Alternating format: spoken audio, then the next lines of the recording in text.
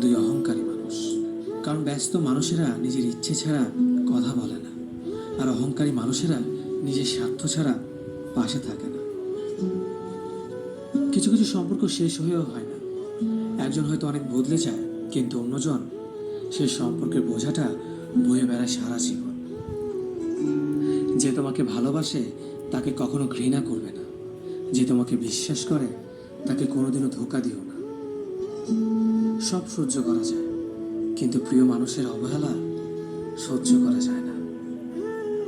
একতরফা ভালোবাসাগুলো এমনই হয়, একজন পাগলের মতো ভালোবেসে যায়, আর একজন পাগল ভেবে শুধু অবহেলা করে যায়।